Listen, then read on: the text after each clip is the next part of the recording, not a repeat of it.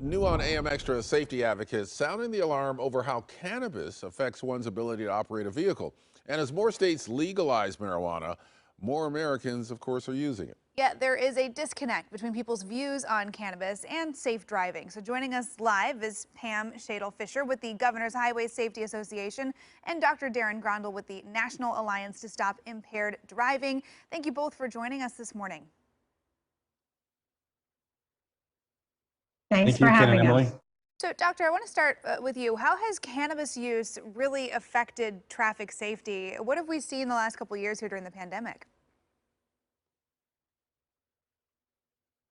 Well, what we're seeing is a prevalence of cannabis and traffic fatalities, and we're seeing an uptick in this, particularly through the pandemic, where we've seen almost a 33% increase in fatal crashes in 6 of the major trauma centers. Now, granted, that data may not necessarily be generalizable, but what it's helping us to understand is an increase in cannabis use. Legalization efforts have continued. Our message is not an anti-legalization effort. We're agnostic on that, but really is about helping people understand that cannabis is an intoxicant. It is endangering others. And when you consume and drive, it is considered impaired driving. And so even though it may be legal in a state, it's not legal to drive under the influence of cannabis in any state. So we're starting to see the data, the increases of fatal crashes, serious injury crashes that are impacting others. And so that's kind of where our message is coming in, is how do we help to message that to the public and to also the consumers?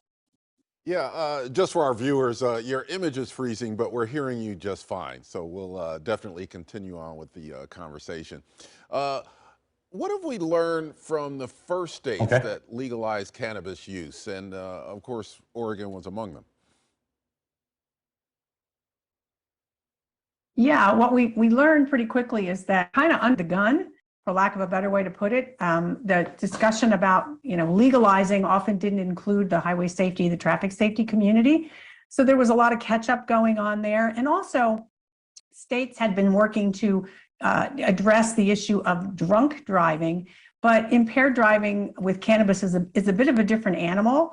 And how you message to those folks is a bit different as well. So some of the early messaging that was out there really didn't work with the audience. We kind of took this mindset of looking at the audience, as the stoners, the Cheech and Chong generation, and they're very different. It's a very sophisticated audience. So Colorado took a step back. Washington State, where Darren was actually the highway safety director at the time that the legalization took effect, they really had to think about how do we do this and take a different approach. Mm-hmm. And so the focus was really, again, thinking about this from the standpoint of impairment. It is an impairing substance. And so, getting behind the wheel is not safe. It affects your ability to safely operate that vehicle. So we had to think about this in a different way and also think about who was delivering the message. I think that's the other important aspect of this. There's that distrust with government, with the message coming out. And so we had to really think about who were those voices, like industry representatives, that were working directly with consumers that could help convey this information. And one thing I really appreciate is in Colorado and in Washington State, and Darren was involved with this, working with those who are putting on festivals like the 420 event in Colorado. There's Hemp Fest and other groups working directly with those organizers to help convey to their participants, hey, we want you to be safe. Okay, you're consuming, but please don't consume and drive. Yeah, I think that's important to look at the messaging here. I mean, how do we encourage safe driving among cannabis users? We've seen don't drink and drive campaigns forever. The alcohol use in driving, that has been a message out for a long time. How do we get that message out when it comes to cannabis use for drivers? Well, as Pam was mentioning, is being able to have a cadre of partners, particularly with the industry, is that kind of that peer-to-peer. They respect what they have to say, is understanding. And when I was in Washington State, worked with one of the advisors, and he immediately was able to share, there's no drug that's going to make you a better driver. This is actually intoxicating, and we need to be cautious about when we are actually dispensing this, is even at that point is saying, don't drive after you've consumed. And so part of that messaging, you still have the state messaging that comes out about drunk driving, or even don't drive under the influence of drugs, or impaired driving, which incorporates any substance that's impairing. but really being able to be open to the topic, because when in Washington, and I know you probably heard it in Oregon, is, well, I slow down, I'm a better driver, I zone out on the road, I'm not as aggressive.